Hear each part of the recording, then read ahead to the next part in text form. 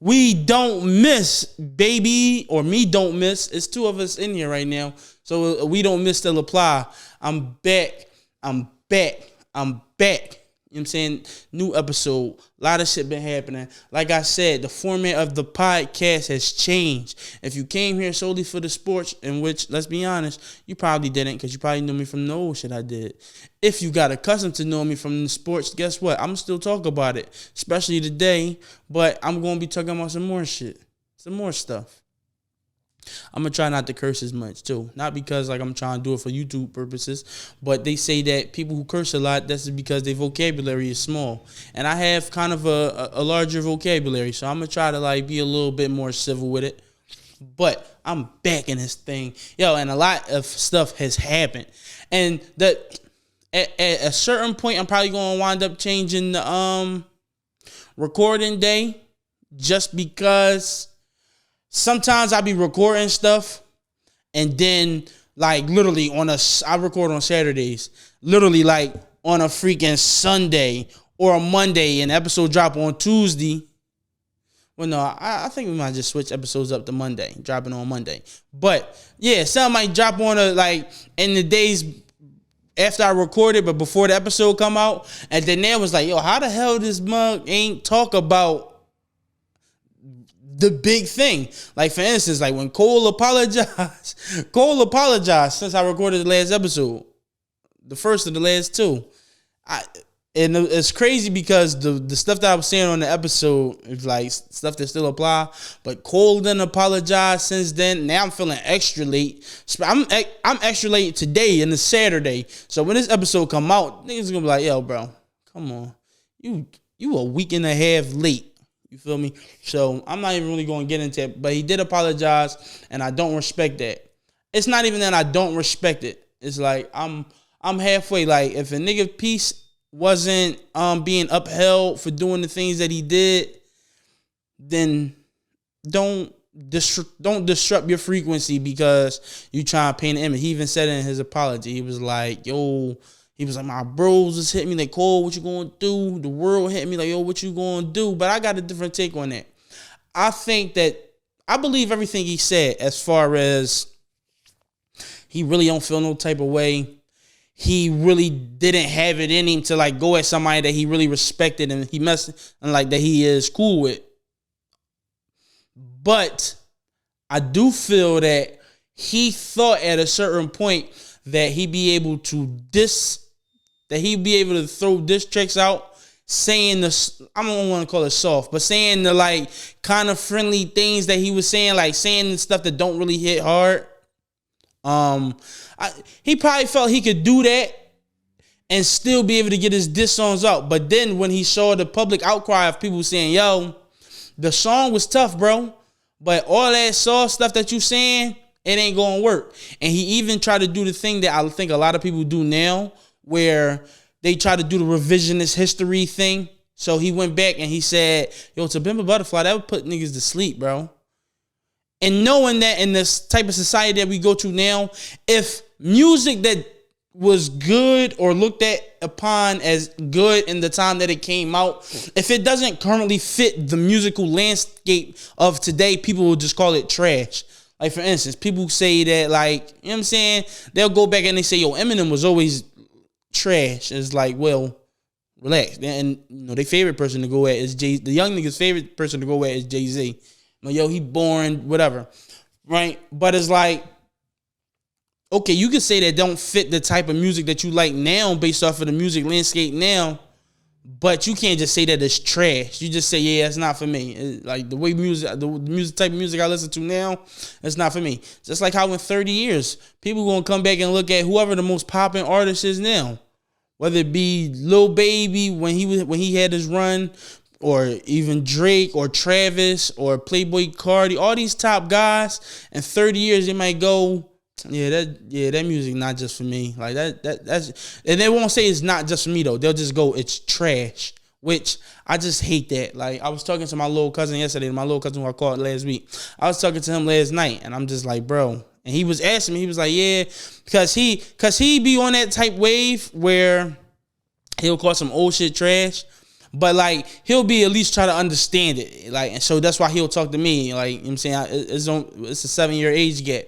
So it's like, you know what I'm saying, we kind of got two different eras a little bit. So he'll call me, or he'll call my big brother who's 6 years older than me. So that's a 13-year age gap between him and my brother. So it's like he'll talk to the older niggas that he know and like try to get more understanding. But even still, I'm talking to him and I'm like, yeah, bro. He was like, how you feel? I'm like, it's just, you know, people nowadays, they go back. It's like just because it doesn't fit how you like whatever type of medium it is now, whatever type of piece of content or media, like whatever.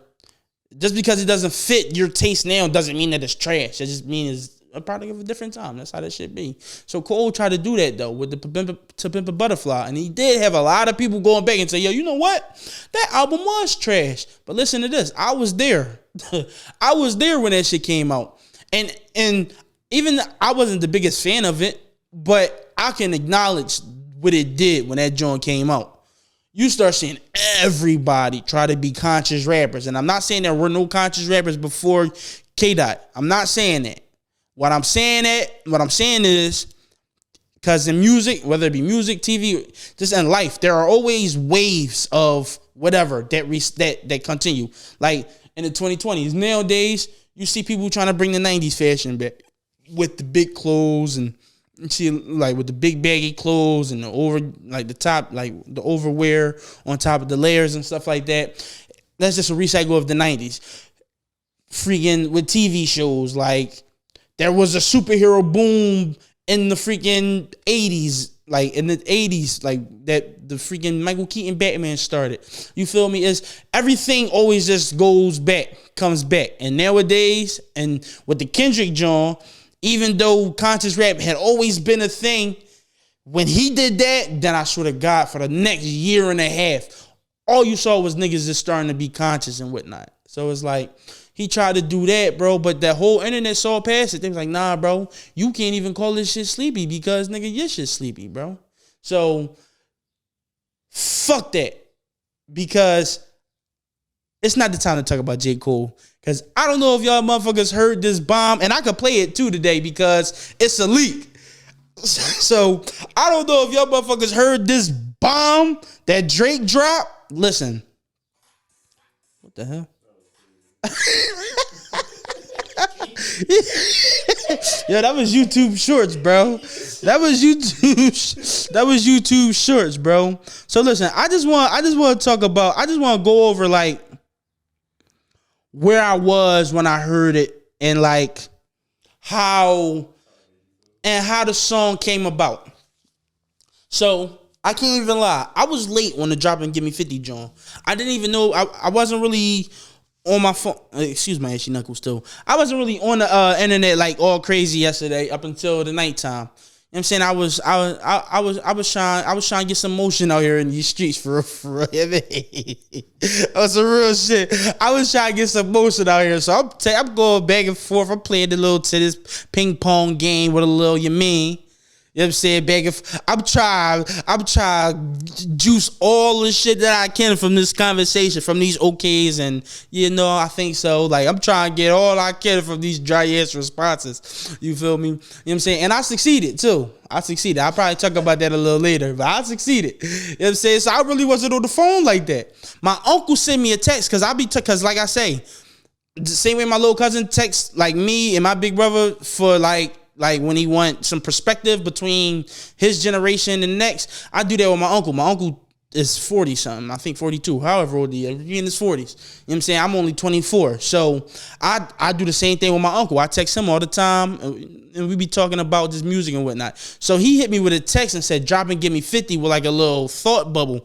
I had no idea what that was referencing. I'm like, oh, he clearly didn't send that text to me. So I looked at it and I went back to doing what I was doing. You know what I'm saying? So I get to go from the conversation that I just previously talked about, the dry one that I succeeded. So now, boy, I hop in the shower. I'm laying my clothes out. I'm about to get ready to hit the town. Whenever I do that, I just throw some shit on. I just put YouTube on my TV just to play in the background. Literally, the moment I opened up YouTube, algorithm crazy. Academics, the main one. Academics, yo, Drake just dropped a bomb on the whole industry. I'm like, wait, what? Then I see, I think the thumbnail was 50 Cent posting. He was like, yo, y'all let this little light skinned nigga just cook y'all like that. I say, wait, what's happening? And then I just type in, and then I think about what my uncle texted me, and I was like, for some reason, I'm like, let me just type in drop and give me 50. Type in drop and give me 50, and however many hundreds of videos, whether it be niggas discussing it, reactions, shout out No Life Shack, freaking or the actual song. And I just want to say, Drake did. This is my initial reaction to what happened. Drake did the same exact thing that J. Cole did, but he did it 100 times better. And I just want to say this, the whole song, first of all, he said at the end of the song, he said, yo, and it's just a warning shot. I could say way more stuff, but I'm going to just let y'all, I'm going to cool out for right now. So he letting y'all know, like, it's way more to come. I could really cook all y'all. So I just want to talk about the people that he hit. He dissed, obviously, Metro. He told Metro, he said, shut your whole ass up and go make some drums. He obviously was talking to Future. He said, how I'm a fan when I gave you your first number one song.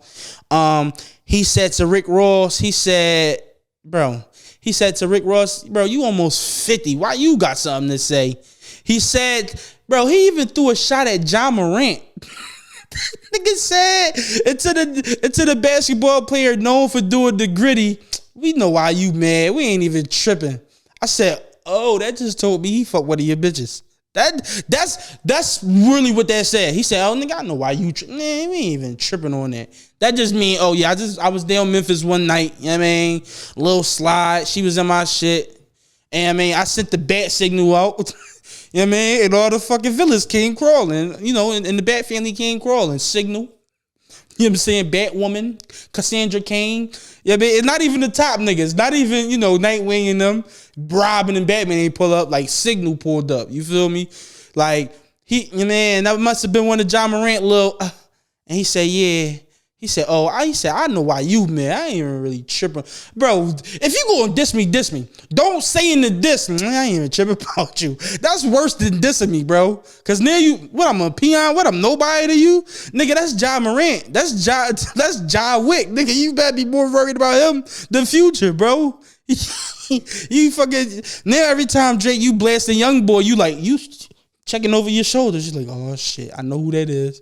But anyway, I just want to play a little bit of that song, bro, because I'm not going to lie.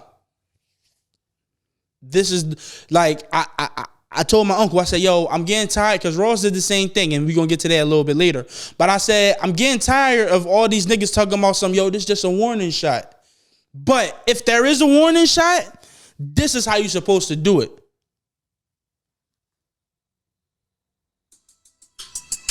Oh, wait, no, this is not the good one. This was the good one. I ain't even gonna play the whole thing though.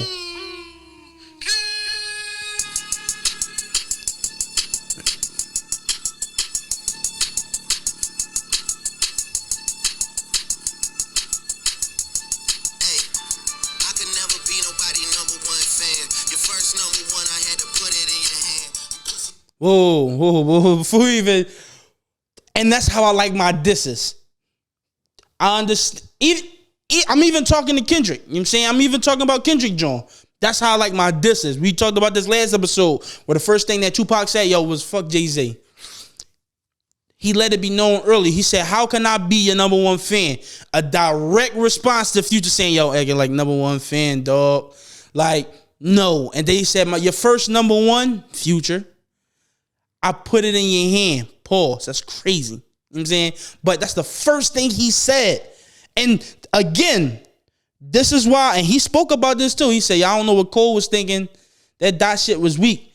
And this is what I'm saying, bro. He didn't say, and this is why niggas is mad at Cole. I'm going to speak. This is why I'm like specifically mad. This just made me more angry at Cole. Because if you look at Kendrick shit, if you listen to this joint with Drake John, he didn't say anything that was like super malicious. He did say that he said, he mentioned fucking niggas bitches a few times, but is that like the craziest thing? Like, is that especially it's not like Tupac when he said, I fucked your wife. None of these niggas is married. The women that they probably talking about is all little slides that they got on their roster. Like, to be honest, like whoever Drake hit that John Morant is mad about, that's not his wife. That's not his love. That's not the girl that he spend time and his freaking personal equity and the one that he go out there and ball for. That's probably just some little, that's my Memphis constant. Every time I'm in Memphis, I know I can send out this text, like I said, the bat signal, and then she gonna pull up, no matter what. That, in my opinion, nobody is fucking nobody's wife. Like, you know what I'm saying? Now, granted, let me just not rule it out. Because I do believe that probably, this could be why niggas is really mad. But, in my opinion, it just seemed like niggas is just hitting the same holes. Not even niggas like loves of their life. You know what I'm saying? So he said that. It's like he hit Future effectively. He didn't go personal. He didn't make it. It wasn't like Tupac saying, yo, don't one of y'all niggas got sickle cell or something? Like, it wasn't none of that. So, like, when you go, yeah, bro, I just didn't want to take it there. I ain't feel nothing in my heart. It's like, bro, you can still get off some shit without being, like, a malcontent. Like, you feel me? Like, you can really get some crazy shit off, bro. Again, you were supposed to say, he called Kendrick a midget. Like I said in the last pod, sometimes you just gotta lie. Do I know if Kendrick wears a size shoe? Do I know if Kendrick wears a size 7 shoe? I don't know. But when he said how you a big stepper in a size 7 men's shoe, nigga, that shit was hilarious. It's like, bro, I don't know. This nigga Kendrick could wear a size 11. I don't know what size he wear. But when Drake said it in the song, it was hilarious. If you gonna lie in the diss track, don't lie about some shit that's easily disprovable. Like saying, yo, your second shit put niggas to sleep. I guess that's you calling the album boring. Well, you can't stand on that because your shit is boring, right? So, but because niggas could just go back to whether it be tweets or articles, Grammys, internet. You could go back and look and see that everybody was on that album dick. But nobody has access to the size shoe that Kendrick wears. And you know Kendrick not just going to go on the internet and take his shoe off and be like, no, actually, I wear a size 10. I don't know what you're talking about. Like, that's not going to happen. So that's what I'm saying. Lie about, fabricate, make some shit up. Listen, I know Drake has the reputation of being a soft nigga, right? I spoke about, I think, last week when I was like, remember the series where it was like, that's so Drake, and anything that was so Drake was always something that was associated with being zesty or a little feminine or soft, right? But I just want to say this. When it comes to this rap beef and this rap diss and shit, however you may feel about him, Drake catch bodies, and Drake effectively has shot at niggas for the better part of 10 years. Stay scheming, obviously back to back. You know what I'm saying? 4 p.m. in Calabasas, 4 a.m. and 5 a.m. in Toronto, 6 p.m. in Dallas. Like, he has done this for years. He's successfully, not just like, he successfully shot at niggas where it's like, he kind of hurt some stuff, right? So I'm gonna get back to a little bit of the song. I'm gonna skip ahead a little bit, cause this joint right here. This is how you shoot a warning shot. And I just want to preface this. I'm not on Drake's side, but I do got Drake against the field. I'm going to be honest. I do got him getting the ups on niggas. Right? So let's go a little bit more.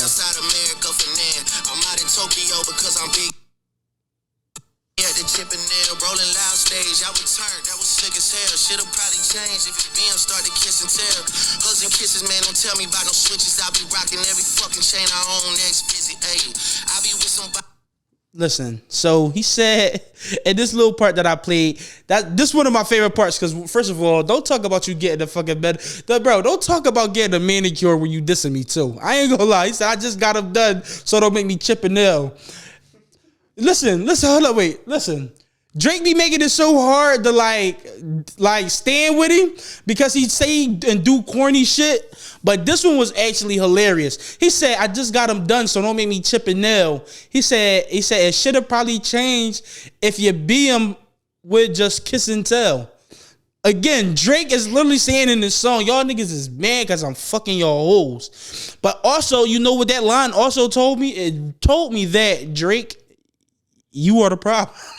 It did tell me that, Drake, you was the problem. It told me that, nigga, you do be pillow talking with the bitches. Because you said in the song, he like, yo, shit'd be worse for you if your bitch, if your BM kissed and tell. If she kissed and told. That tells me that you was fucking somebody BM and you was trying to get the tape on him. And she just was as thorough as she could be after fucking nigga that will be trying to get tape. But that's also another thing, too. Because just because a nigga is his BM, just because a nigga got a BM don't necessarily mean that they close. Don't mean like that you can fuck my BM, but like say if we just don't say we have no relationship outside of our kid, that don't mean nothing. And if my kid 14 and you fuck my BM, it's like, nigga, that's some work from 15 years ago.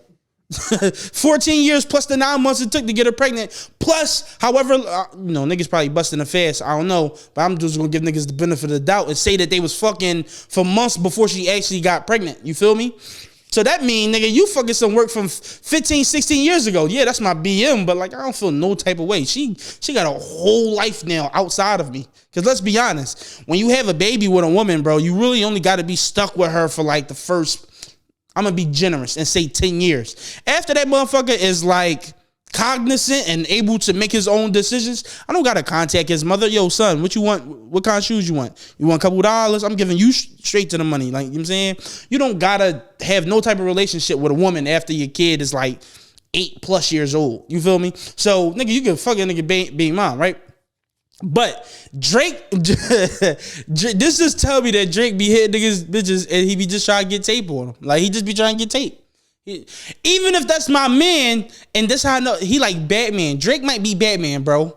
Cause like he might just be fucking niggas hoes and just getting tape from them just in case. Like he got that shit in a file cabinet. Like, oh yeah, this Ross, this Trippie Redd, you know what I'm saying? This Future, this Metro Boomin, this other one is for Future because he got 30 baby moms. You feel me? Like that, I think that's what this nigga just be doing. And now some of these girls probably went back like, yo, you know Drake asked about you. And it's like, or let me not say that because the girls don't never want the nigga that. The girl who's getting fucked by somebody don't want the other nigga that she fucking to know that she was fucking with that person. Especially if they was in the same field. Like if she fucking Drake, she won't go to Future and be like, yo, Drake asked about you. Because the first thing he gonna say is, bitch, how you know?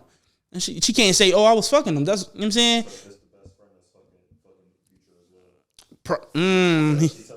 She tell the best friend, and then the best friend who also fucking Future is like, yo, you know, Cindy was telling me that, you know what I'm saying, Drake was asking about you.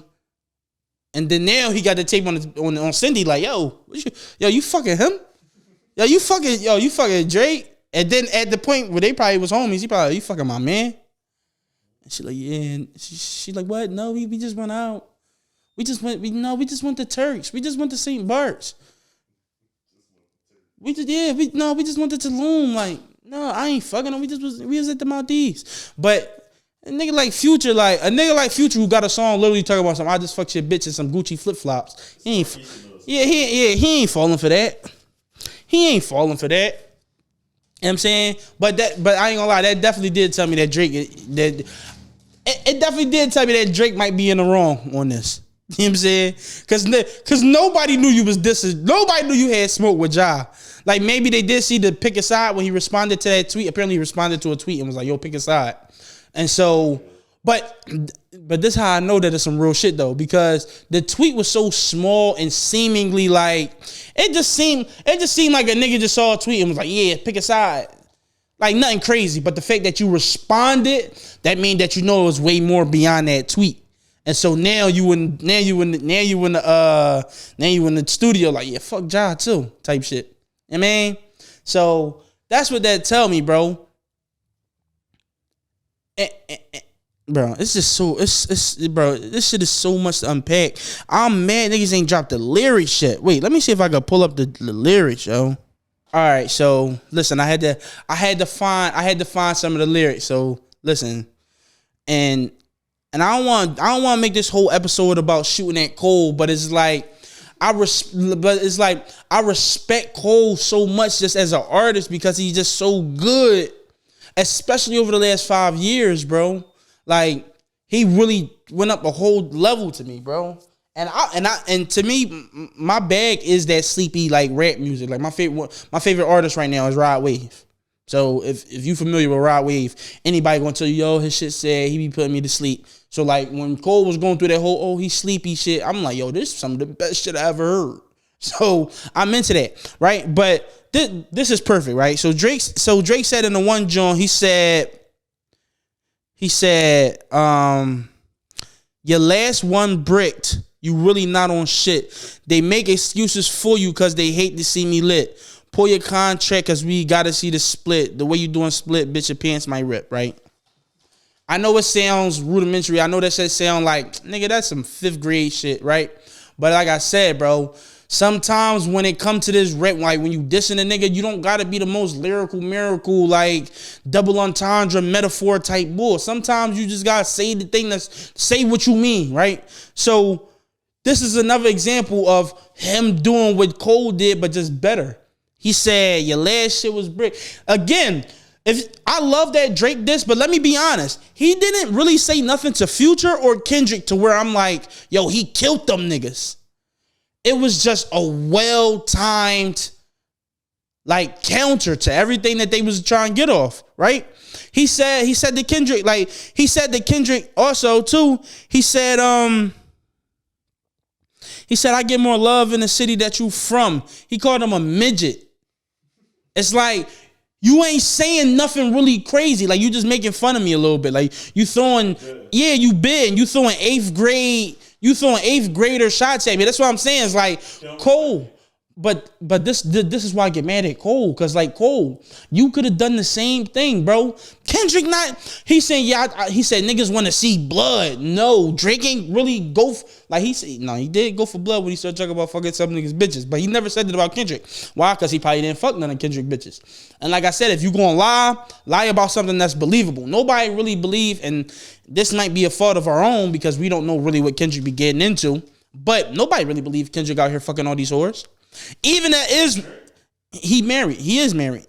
But even if he was out here fucking whores, nobody gonna believe it. So there's no point of Drake saying like, yeah, you just mad because I'm fucking your bitches. Because niggas not, he not Future. He don't got the reputation of just having mad hoes. Even if he do, I'm not saying that he do or don't, but nobody gonna take that serious. They just gonna look at you and like, come on, bro, you just saying anything now. You don't really got, niggas gonna say you don't got nothing to say. So instead, what I'm gonna do, you short? So I'm gonna just call you a midget. You a little man, nigga, you wear a size 7 shoe.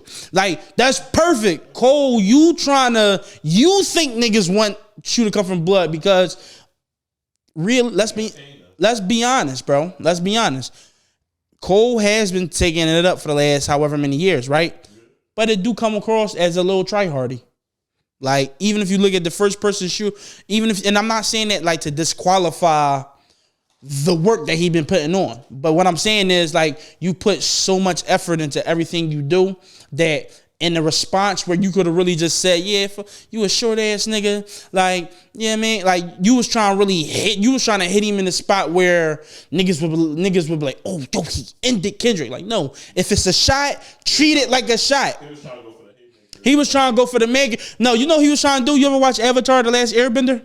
Remember the John Ty Lee? How she would do the little small punches, but it shut a nigga the whole shit down? He was trying to pull one of them Johns. He was trying to say like a little subtle John that really hit like a vessel or a vein, and then he like, But no, that shit just came off as a love tap, which is cool, but you could have done the love tap, but just, yeah, like you really could have just been on some bit and shit.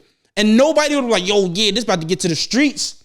They just would have been like, yo, why he just clown this nigga like that? Because now I want to get to the next diss track. If you want to hear Drake full shit, I'm not going to do a whole lyrical breakdown. You know what I'm saying? It was just key points in it that I really wanted to talk about. Oh, and also too, Metro, he kind of did he kind of did, like he patted you on the head. He said, Metro, shut your whole ass up and make some drums. It is bad because Metro is a beat maker. So he got no choice but to make drums. So now, every beat that he dropped afterwards, it's go like, yeah, Drake made that nigga fucking shut up and go drop some drums. And it's like, it's a lose-lose. And that's why Drake is so good, bro, because he's the opposite of Meek Mill. And this is why he did Meek so dirty, because even though Back to Back wasn't like the most groundbreaking diss ever, he just said subtle things in it to where it just systematically broke him down. He said, yeah, trigger fingers turn to Twitter fingers. You getting bodied by a singer nigga. That's not a hard diss. But it's like, when Meek was on house arrest and all he could do was tweet because he couldn't go to the studio, it just made it worse every time that nigga tweeted. It's like, yo, fuck you, Drake, you a bitch ass nigga. I was like, yeah, look at him, he right on Twitter.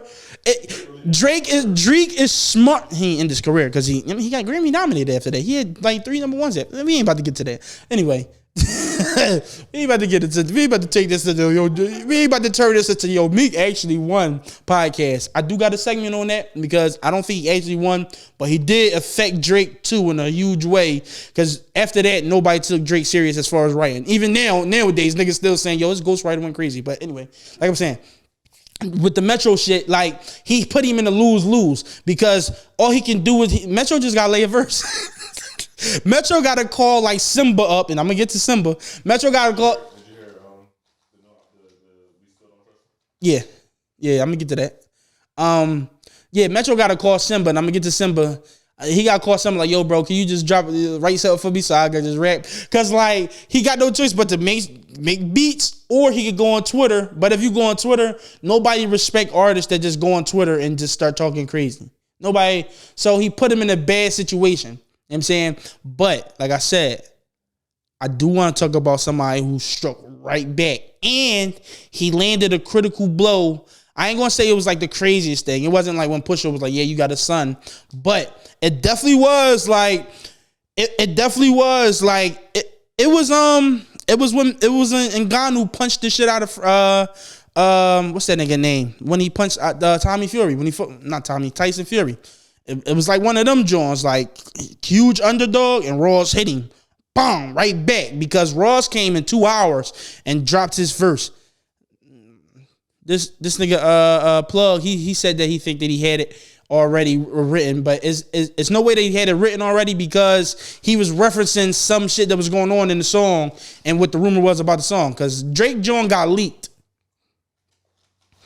He said. Rick Ross said, and for my audio listeners only, if you're not watching it, I put up air quotes to he said that his John got leaked, because I believe that. I also believe that Drake's song didn't get leaked. It probably was put out by his team. It was an intentional leak type John. Like, I don't want this to go on streaming. You know what I'm saying? Because it's probably not going to chart. It probably would chart, but he don't even want to leave it up to chance that it'll chart. So if you just put it out for leak, it's not even eligible to chart, but it might still heat the streets up, so it's a win-win for Drake, right? So in Ross John, he said like, yeah, he was like, oh, you leaking your shit on purpose, whatever. But this is why I say Ross hitting back, because Ross didn't just come with factual information, like shots that would just kill Drake. Because let's be honest, Ross, even though he was one of the top rappers maybe 15 years ago, he has never reached the heights of Drake, obviously. He ain't even been close to the heights of Drake. But he said some things that just got niggas pondering. He said to this nigga Drake, he said, yo, bro, because how do you hit Drake? How do you hit a nigga that got more? I don't want, because he also said that he got more money than Drake. And I know it's a lot of people out there like, what? Your niggas is tripping, just because obviously he doesn't have the musical success that Drake has. But Ross is more, he gotta, obviously he does have a legend, like probably a Hall of Fame rap career. He obviously on the tail end of it, but you can't just disregard what he did for 10 years. Label exec, obviously, with very successful artists like Meek. I know he's a meme now, and I know niggas don't really take him serious now, but you can't deny that Meek also has a Hall of Fame career on his belt. Meek is one of the, like, I know nowadays What? What? This nigga try to make it seem. Come on, bro. Like, no matter how you feel about Meek, bro. No matter how you feel about Meek, he do got a Hall of Fame career, bro. Like, I know nowadays it's easy to just go on the internet or open up your Spotify or whatever and see all these street niggas talk about all this street shit, bro. In the mid 2010s. Early 2010s when Meek rose to fame, that shit wasn't that. Street niggas didn't get mainstream success. Like, Meek, bro, Meek has 3 #1 albums, a Grammy nomination, however many freaking top 10 Billboard hits, however many Billboard hits, easily on the plus side of. You said what? Lil Pump don't got no Grammy nominated album. Lil Pump doesn't have any #1 album. Lil Pump has like no success. And it was, bro, and that was with Kanye, and that song I don't think still went #1. You got Kanye, one of the most. Oh my god. I hate this nigga. He talk about Lil Pump. You a hoe, I love it. Is #1 in the street. So you see, who is you, Lil Durk? Before he blew up, Lil Durk used to say that shit all the time. Yo, yeah, we going #1 in the streets though. And his album was like 10th. I'm a Lil Durk fan though, so I'm like, fuck out of here. Like, it really hurt my heart when he got like real mainstream success. But I was trying to gatekeep that. But anyway, like, back to what I was saying about Rick Ross. Stop fucking distracting me, yo. If you ain't gonna have a mic, you shut the fuck up. You know. No, but back to Ross. Like, Ross, obviously, he has his career that was very successful for him. Then he signed 2 niggas who had huge success. Wale, one of the most popular artists in the 2010s. Oh my God! Stop looking at me. Go, ain't you about to smoke? Go smoke. Go smoke. Like I said, Wale and Meek, bro. He got 2 very popular artists from the 2010s. You know what I'm saying? So it's like he got exec shit, he got his rap career, he got other endeavors. You can't say, oh yeah, you frauding, because all the Rick Ross headlines that go viral, it's always some shit about money. Like when he had his chickens and whatever and his farm on his land, and then the freaking cows was winding up in the neighbor's yard and all that. You know how much money you gotta have a farm on your property? He built a mega mansion in Atlanta. We all seen it. So I know Drake got a mega mansion in Canada too, but that nigga Ross said, I got more money than you. And like I said, bro, whether that is true or not true, it's unprovable by people who not in that scenario. So when he say that, you can't say, oh, I mean, you can say that, but you're just going to come across as a dick rider. Rick Ross is damn near 50, but I will say Rick Ross is, again, like the opposite of Meek. He knows how to do what he do on the internet. Whether it stemmed from his situation with DJ Envy when he was like, envious. Bro, he had every nigga dying on the internet. So, I'm not going to say he's an appropriate match for Drake, right? You said 50 kill Ross? Yeah, he did drop a sex tape of that nigga Big Mom. But I feel like that was before Ross really came into his own as far as his internet personality. He was still at that time trying to be seen as big street nigga from big street nigga from Miami. I'm a boss. I'm a big boss. He was still trying to be on that. Bro, look at it. Hold on, wait. Send that to me. Can you send it to me? Send it to me. Bro, I'm telling you, bro, Ross is a good foe for Drake just on the meme side. And I just want to say this, right? This whole like coalition against Drake, it's more than, I'm not gonna say it's more than Drake can handle, but it's like all the things that Drake can say and do is countered by every person on the opposite side. And what I mean by that is Rick Ross is gonna come with the memes and the funnies and the jokes.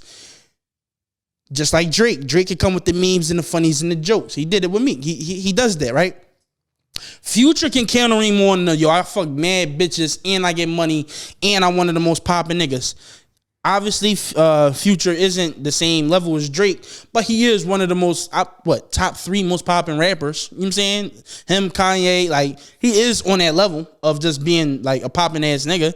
He got hoes. He got mad bread. You know what I'm saying? He got the respect of Atlanta, which is the hub of hip-hop right now. You know what I'm saying?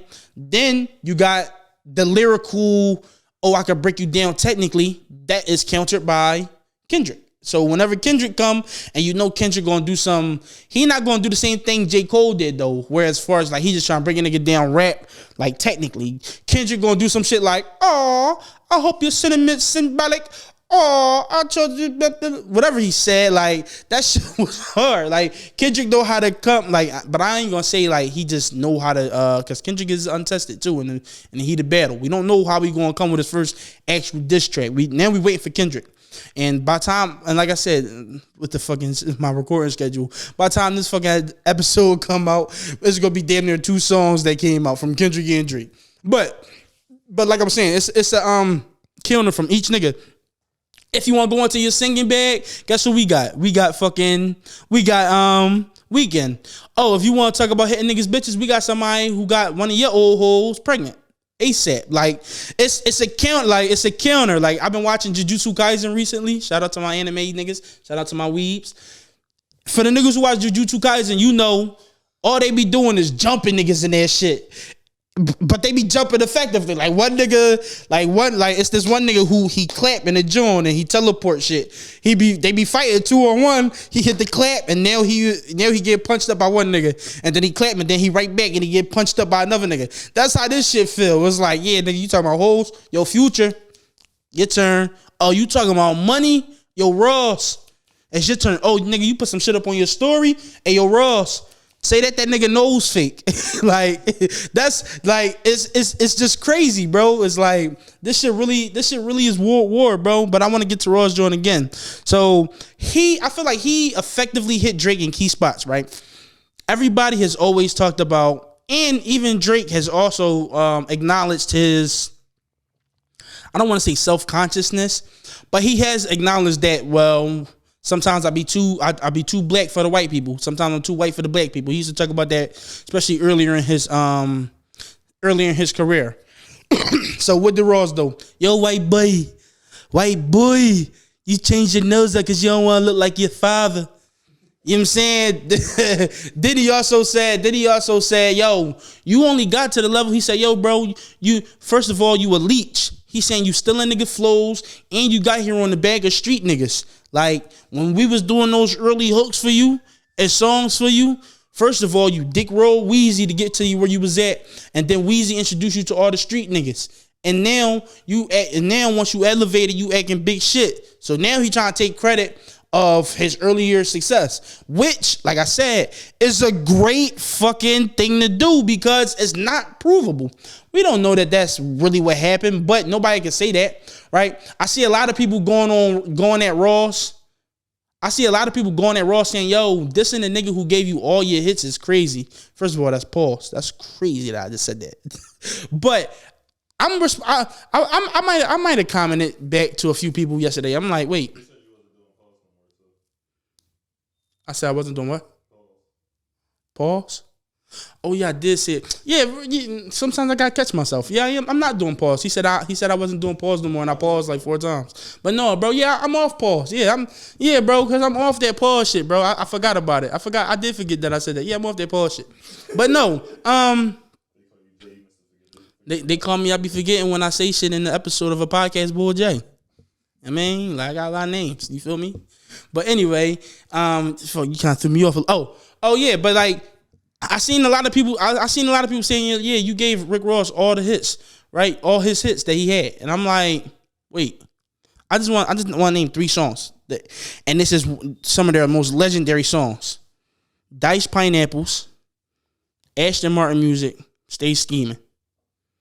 All 3 of those songs was before Drake was Drake. Yes, Drake was a poppin' nigga, but in 2010, Drake is not the Drake that y'all know now. Drake is not the Drake from 2018 where he was the top rapper in the game. Drake I don't want to say he benefit more than Rick Ross because those are some of the great, like I love those 3 songs. But especially Ashton Martin Music and Diced Pineapples, Drake parts was some of the best parts of those songs, right? But don't make it like niggas, like I said with the cool shit earlier, like I'm saying, the revisionist history. Niggas go back 15 years in the past and say, oh, just because Drake is way bigger than Ross now and is bigger than Ross has ever been, that at that point he also was doing Ross a favor. Bro, no. Teflon Don, I think that's one of the albums that they was on, or God Forgives I Don't. One of those two. Drake, like those were some of the biggest albums of those years. Drake, Find Your Love was a big album, but nobody really took, like, that's around that time. That was even before Take Care. Nobody was taking that Find Your Love. I remember Find Your Love being a huge disappointment when it came out. Like, you feel me? Like, obviously, you know, you had the white boys and you had the people like who not really attached to rap culture, like who basically are rap casuals. Like, they the type of niggas that listen to Post Malone and Playboy Cardi and Kanye West and like, yeah, I love hip hop.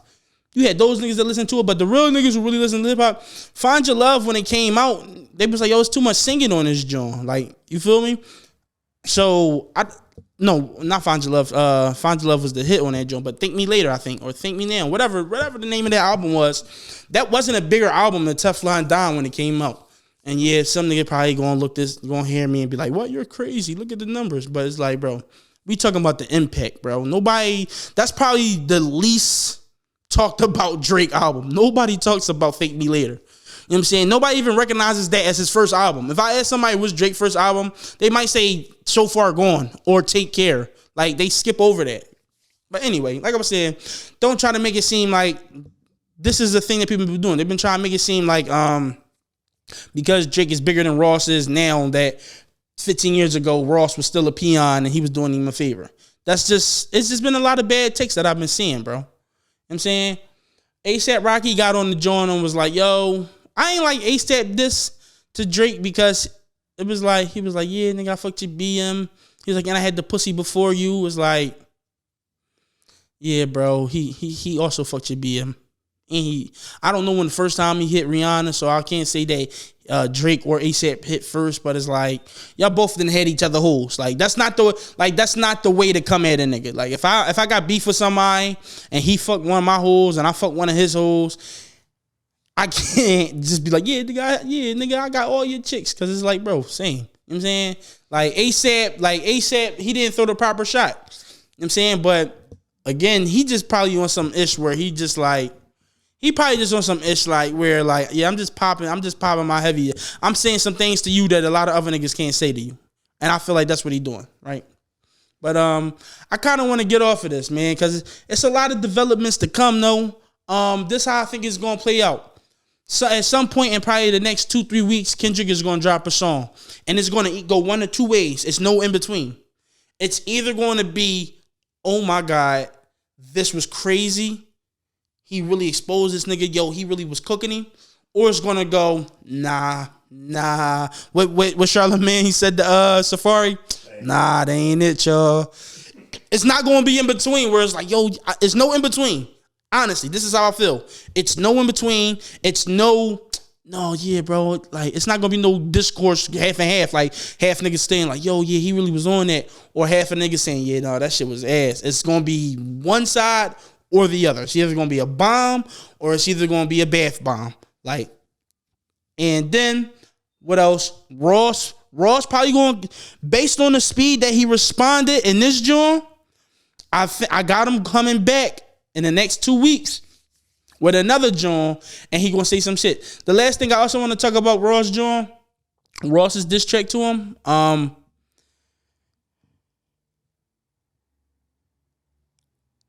If you gonna diss somebody, say all the things you want to say about them while you're rapping. Put it in the raps, cause the first verse of Raw shit, I do believe that part probably was already laid down, and everything that he had to say about Drake, it just probably wouldn't have been long enough of a song. So he probably took some stuff that he had already working on it and he just added to it. Because the first verse that Ross did, he literally was just talking about how rich he is and how he be shitting on niggas. It really wasn't nothing directly to him. It was the second verse when he was like, you fake black. You ain't want to be black for real. That's why you got a nose job, because you ain't want to look like your dad. That's what he said to him. He said that you hear on the coattails of the streets, you just a leech, like you like a chameleon, like you just steal niggas' flows and hop from this to the other. You know what I'm saying? And then after that, that's when he started talking. But he was saying some real shit. He said, yeah, you want to know why I unfollowed you? It's because you sent the cease and desist to French or whatever. And he was like, yeah, and you got your body done. He was like, white boy. And then he was like, yeah, white boy. Like that shit was all cool and all that, but it's like, bro, you could have put that in the song, and your diss probably would have been way better, better. Cause I got it right now. It's like a 7. You feel me? Like he did what he did. It was enough shots in there to make niggas think. Cause did you send that video to me, bro? Damn, why my phone give me the notification? Yeah, so now niggas is on the internet. Niggas now on the internet. Niggas now on the internet is, I seen Academics is the biggest Drake dick rider there is, right? Even Academics is like, no, Drake, no, Ross kind of got him a little bit. I've been seeing niggas doing like side by side comparisons of Drake 10 years ago and now, and they looking at this nigga nose, and I'm not gonna lie, it do look a little bit different, but it could be one of the, you know how if you want to see something, you gonna see it. So I don't know if my brain is doing that where I'm like, no, his nose do look different, or if like, or if my fucking brain is just telling like you see it when there's nothing there. So, but the fact that he even making this a conversation is just like, no, he did what he did what he's supposed to do. He got the streets wondering like, damn, did this nigga get a nose job? And again, like I said, bro. Exactly. Drake already being accused of getting BBLs. It was a very smart play by Ross. Ross really did that, bro. Like, if you could just get the fans talking, you did your job. Like, and that's the problem. Again, like I said, that's the problem with Cole. You did get the fans talking, but your shit was just so obvious a lie that niggas got the receipts. They could just go back 8 years and look at the response to Pimp a Butterfly, and you're gonna see the whole internet was dicky in that joint. So now, when niggas come back and say, ho, champ, you said that, but you frauding. Hold on, wait, but listen, wasn't niggas saying your shit sleepy? Get the fuck out of here. That's what I'm saying. Like, that's exactly what niggas said to him. And it's like, you ain't get the streets talking. That's what I'm saying. Like, Cole, I said this to my uncle. My uncle sent the picture to me. He was like, it was a picture of J. Cole with the half of Kevin Durant. And he was basically saying J. Cole is the Kevin Durant of hip hop. Like, he gonna go down as, I took it as he gonna go down as one of the greatest. He got a ring, but niggas say that ring not a real ring because you jumped ship to the Warriors, and ever since you been off of the Warriors, you ain't really been on no championship level, which is a good job. But it's still the fact of the matter of J. Cole. It's still the fact of the matter of KD still got rings. You know what I'm saying? KD still, even without Steph Curry, he still went to the finals. He still went to conference finals. He still got legendary playoff series that he's done. We got a break. He still got legendary series that he's been through, right? I said, this is my opinion, and I think it's a strong one, and I'm gonna explain it. I think J. Cole is the Tracy McGrady of rap. So let me just do this, right? J. Cole, he is obviously, bar none, one of the best rappers that ever picked up a mic. You know what I'm saying? He got, not only he got the commercial success, he got the accolades. Do we have accolades? I don't know if actually J. Cole won Grammys or whatever, but I know for a fact he's been nominated. He has the respect of a lot of the rappers, obviously, because he was part of the Big Three for so long. And just technically, like, if you even just look at him bar for bar, he one of the hardest niggas out. Especially over the last 5-6 years where he's just been going crazy, right? And I think, but when it came that time to really show, because he been popping his ish for the last however many years, saying like, yo, I'm really like that. None of y'all is better than me. Yeah, we the Big Three, but I'm Muhammad Ali. Muhammad Ali literally nickname is literally the greatest, right? And then when it came that, and when somebody popped up and was like, somebody who was of equal valor, when they popped up and was like, no, F the Big Three, nigga, it's Big Me. You threw a weak diss. It was a hard song. Again, I always preface this because I do like the song. Hard song, but you threw a weak diss at him, and then you just disappeared. He really is Tracy McGrady, because Tracy McGrady was a 6'9", Kobe, basically. He could shoot. He got the handles crazy. His bag is ridiculous. His videos literally in the past of him cooking Kobe, dropping Kobe to the ground with a bucket. It's literally everybody. I know anybody who's paid attention to rap has, basketball has seen the 13 points in 33 seconds clip. Like, Tracy McGrady literally is one of the greatest ball players of all time. But guess what?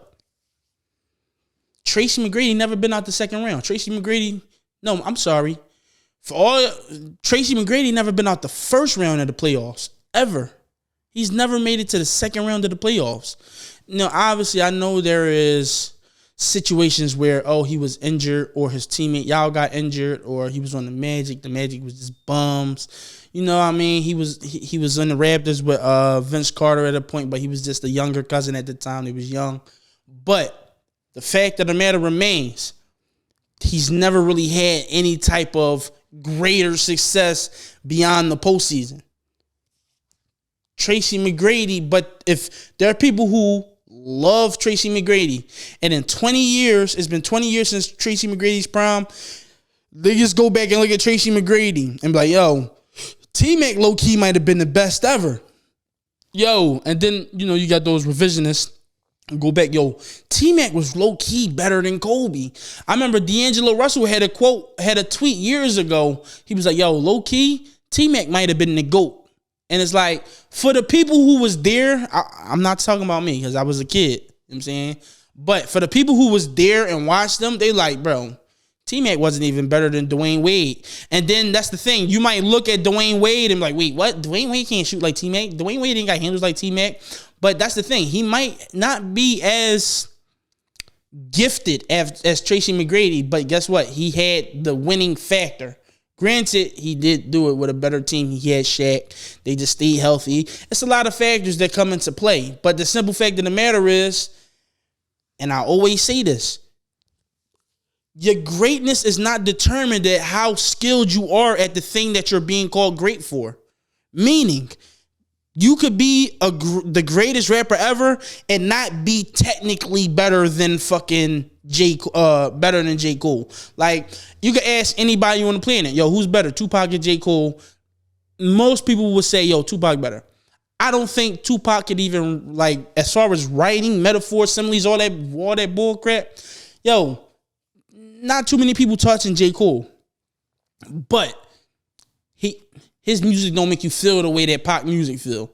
And that's why I say that J. Cole is T-Mac. Because in 30 years, it's going to be some little young bull, probably 20-something years old. He's going to be around my age in 30 years, right? And he's going to be heavy into old school hip-hop. And he's going to listen to all the shit J. Cole did. He's going to listen to all his features. He's going to listen to his raps. And he's like, yo, why nobody ever talk about Cole as like the best rapper ever, yo?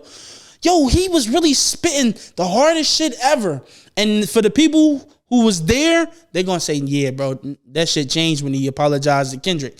And then he's going to break down. He's going to say, yo, I don't even know why y'all said that. He technically didn't even apologize.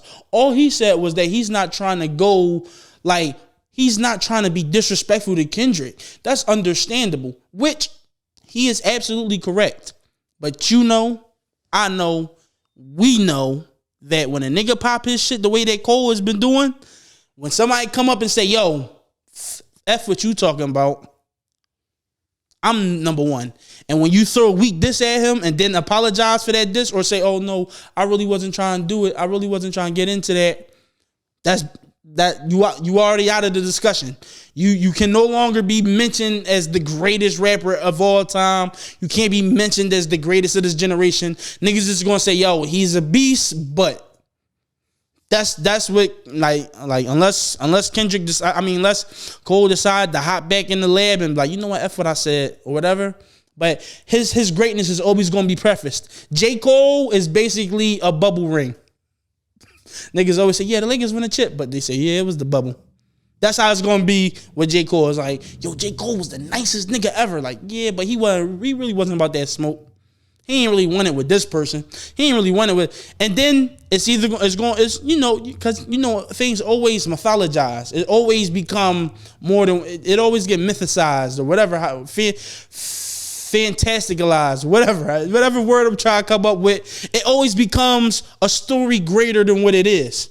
So maybe in 10 years, niggas like, yo, remember that time when Kendrick had Cole bitching? Like, and nobody gonna remember the small details of the apology. They're just gonna say, oh, Kendrick this thing and he apologized. Niggas might even forget all the stuff that he said. Honestly, this is how things work. This is how rumors, this is how gossip, this is how myths start. You know what I'm saying? And so that's why I think that Cole might just be edged out, bro. Ross, he threw a great shot. Drake, he dropped a bomb. Like he was talking, bro. He was talking, and again at the end of the song, both of them, they say, yo, this is just the first part. Like, I got more to say. This is just a warning shot. And I just hope that Cole took some pointers, because like I said, nothing that those two guys said was like DEFCON 3. None of what they said was like the worst and craziest shit ever. So that's just how I feel on that, right?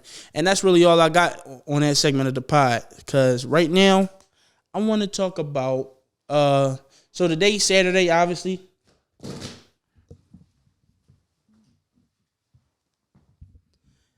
For the niggas that watch that on video, if you comment, yo, you like a fat piece of shit picking up your phone, I'm gonna smack you. I know some of y'all niggas. I'm gonna fuck y'all up. You know what I mean? But no. It was the last day of the regular season today for the NBA.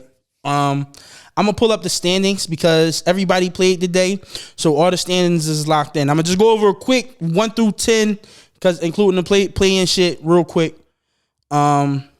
Starting with the East. The East right now, number 1, Boston, 2, Knicks, 3, Milwaukee, 4, Cleveland, 5, Orlando, 6, Indiana, Sixers, 7th seed play-in, Miami, 8th seed play-in, Chicago, 9th seed play-in, Atlanta, 10th seed play-in. Then on the West, OKC is number 1, Denver 2, Minnesota T-Wolves 3, the Clippers is 4, Dallas Mavericks 5, Phoenix is 6, the Pelicans is 7, Lakers is 8, the Kings are the 9 seed, and the Warriors is in the 10th seed. 7 through 10 is play-in. I'm gonna start with the East real quick. I'm gonna start with the play-in, obviously, because they happen first. So you're gonna have the Sixers play the Heat in the 7-8. And then you got the Bulls about to play the Hawks in the 9-10. I just want to say, I got the Sixers beating the Heat in the 7-8. I got the Bulls beating the Hawks in the 9-10, and then the Heat gonna play the Bulls for the 8th seed in the 8-9 matchup, right? And I got the Heat beating them, obviously, right? So now I'm about to go 1 through 8. Boston, and I'm just doing the first round. I'm not about to do a whole, you know what I'm saying? I'm going to go week by week or round by round. So when the second round start, I'm going to do that. First round, I got the Celtics beating the Heat, and this is why. And I said this before, maybe 3 or 4 podcasts ago.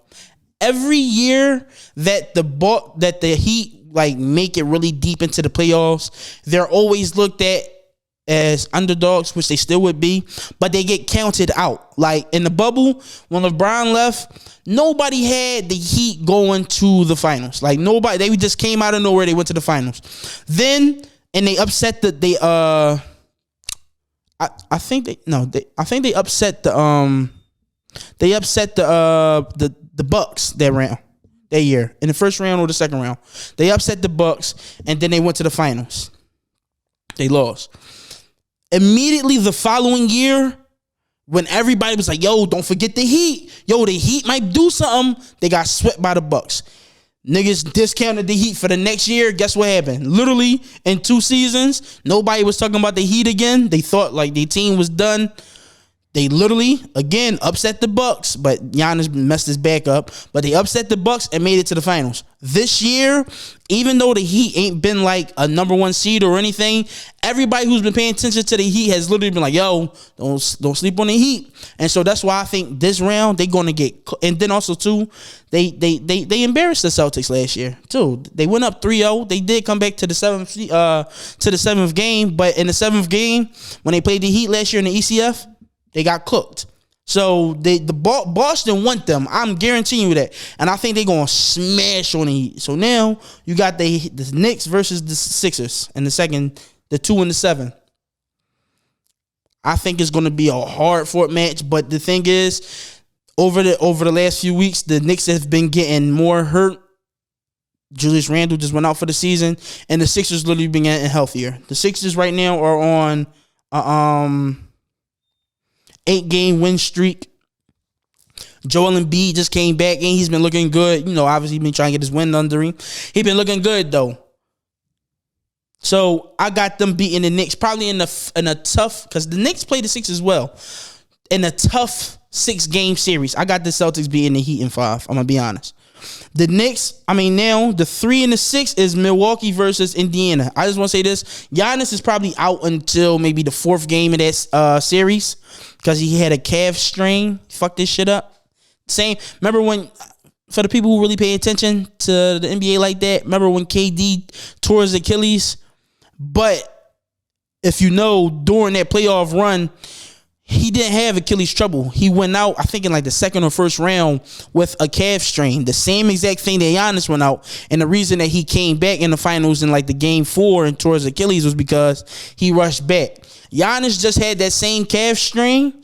And so I feel like if he comes back too fast, it could be problems. So they might not even bring him back. So I got Indiana beating that series probably 6 or 7 games. I'm gonna stand on it. I'm not gonna do 6 or 7. I got Indiana beating that in 6 games. Because they already had the ups on Milwaukee Bucks in the season series. I think they beat the Bucks 3-1 in the season series. And that was with them being healthy. So now without Giannis, I can see the Pacers beating them in 6. Even though every time when Giannis get hurt, Dame turns back into old Dame. Like when they play together, he doesn't play that good. But whenever they play together, like one is out, Dame goes nuts. So I'm gonna have fun watching Dame go crazy. My favorite series outside of the Sixers, because that's my favorite team, is the 4-5, the Magic versus Cleveland. I just want to say I'm starting to become a Paolo Banchero fan, like one of my favorite players. I just love that guy, bro. Like he's just a 6'10" big guy. He just remind me of maybe like LeBron if LeBron was just a regular star. Because LeBron obviously is like one of the probably the greatest player ever of all time. But Paolo Banchero just reminds me of LeBron if he wasn't that great. If he wasn't as great as he is. If like he was just a regular great. Like Paolo, like he got a nice handle. He can't shoot that good, but he will he will pull up in your mid, give you a bucket. And you like, God damn, I see your face. I told you I'm done with that Paul shit. Nigga, don't look at me like that. But no, Paolo, I just love Paolo. The Cleveland Cavaliers, Donovan Mitchell about to be out of there, but it's probably not even a bad thing, to be honest. Like, you're going to get some shit for him, but the Cavs just don't look that good. They got to make a decision with the Mobley, Jared Allen situation. Honestly, I would move on with Mobley. Just because he's younger, you know what I'm saying? He might have a higher upside than Jared Allen. You're going to get some good shit for Jared Allen, though. But that's who I got. So, like I said, I'm going to just go who I got. I'm going to just do a little quick recap. I got Boston winning a series. I got the Sixers beating the Knicks. I got the Pacers beating the Bucks. And I got the I got the Magic beating the Cavs. So now I'm going into the Western Conference. I'm going to start with the play-in again. I got Pelicans playing the Lakers. Again, like I said, I got the Lakers as my 5th team likely to come out and go to the finals because they've been hot. So I got the Lakers beating the Pels and taking the 7th seed. So now they dropped the Pelicans from the 7th seed to the 8th seed. They got to play the winner of the 9-10. The Warriors versus the Kings. I just got the Warriors beating that matchup because the Kings have been hurt. Malik Monk, you know what I'm saying? I think who else just went out? I think Harrison Barnes. Somebody else who's really who real important to their team just got hurt again. And the Warriors are 8-2 in their last 10 games. So it's like they got some momentum. So now in the 9-10, it's gonna be the Warriors versus the Pelicans. Honestly, I think that the Pelicans are gonna win it. I got the Pelicans beating them, and they're going to have the 8th seed. I got the Pelicans beating them because I just think the Warriors have nobody for Zion. Again, like I said, same thing with the Sixers. The Pelicans are getting healthy, and the Warriors are just old. Yeah, they do got experience, but I don't know if that's going to be enough this year. So now we're doing 1 through 8. So I got it's the OKC Thunder versus the Pelicans in the 8th seed. I actually have the Thunder winning that series. But it's not going to be as easy as you would think, considering they're the first seed. I think they would beat that in the 7-game series. I think that's going to be a good match for them to like really get acclimated to playoff shit. 2, this is going to be the funnest. Oh snap! You know what I just thought about? The Denver Nuggets are in the 2nd seed. So I think that the Lakers might take that into consideration when playing the Pelicans in the 8-7 in the play-in, because this is what I think. I think that the Lakers would throw the first game with the Pelicans, knowing that they'll be able to beat either the Warriors or the Kings in the game deciding the eighth seed. This is interesting. So I might have to change this up. I think the Lakers are going to throw the game against the Pelicans and let the Pelicans get the 7th seed, because the Pelicans will play the Nuggets in the first round if they have the 7th seed, because they're the 2nd seed. Nobody wants to play the Pelicans. I think the Lakers probably would throw that game knowing that they will be able to beat the Warriors or the Kings. I know it sounds crazy because it's one game. Anything can happen in one game. But I do believe that they just got enough faith. Like I said, the Kings are getting hurt, and the Warriors are just too. They just haven't been a good matchup for the Lakers all year. So actually, I think that they're gonna throw the game to the Pelicans in the 8-7, and they're gonna beat whoever comes out of the 9-10, whether it be the Warriors or the Kings. I think it's gonna be the Warriors, and they go ahead to 8 seeds. So now let me switch up, cause also too, I think they got a better. I think the Lakers believe they have a better chance of beating the younger, inexperienced Thunder than they do against the reigning champion Denver Nuggets. So in the 1-8, I got the Lakers playing the Thunder, but it won't go the way it's playing. I do think it's going to be a tough 7-game series, but I do got the Thunder coming out of that. The Pelicans going to play the Denver Nuggets and get smashed. 5 games, destroyed. Minnesota versus Phoenix. This might be the most fun matchup out of the whole Western Conference Western Conference first round. And I got Minnesota coming out of that. I just don't trust Bradley Beal or Kevin Durant. Well, I don't want to say I don't trust Kevin Durant, but I just don't trust their roster like construction for them to really beat the Timberwolves. And I think Kevin Cat is going to be back for that series. The 4-5, I seen a lot of talk about, this is the trilogy, the Mavericks versus the Clippers. Oh my God, I don't know who's going to come out of that. Listen. The Clippers has beaten the Mavericks in the last 2 matchups that they had.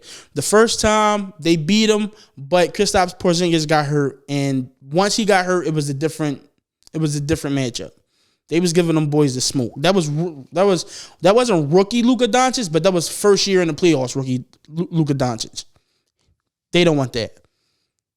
The second time, they took the first 2 games in the Clippers home arena, and they lost the 2 games. Luka got hurt. I think he had like a weird neck thing that series. Like, so in the 5th game, his neck just started acting weird or whatever. Like, and you could just see the difference. He was still putting up buckets, but you just see the difference. His team now is way better than the team they had then.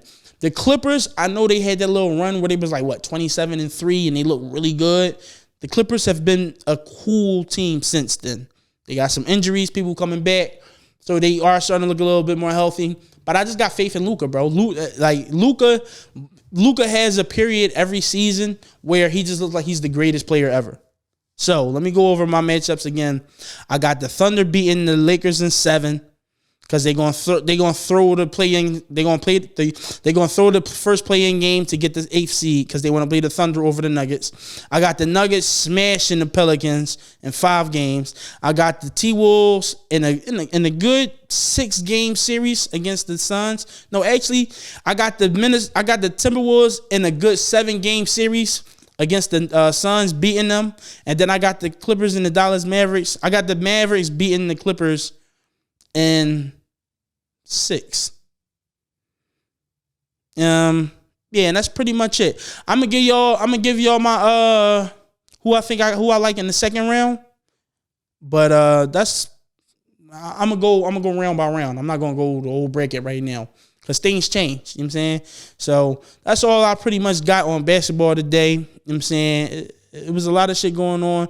I had a fun last 2-3 days watching all these games because all of the games literally was coming down to like the last game of the season.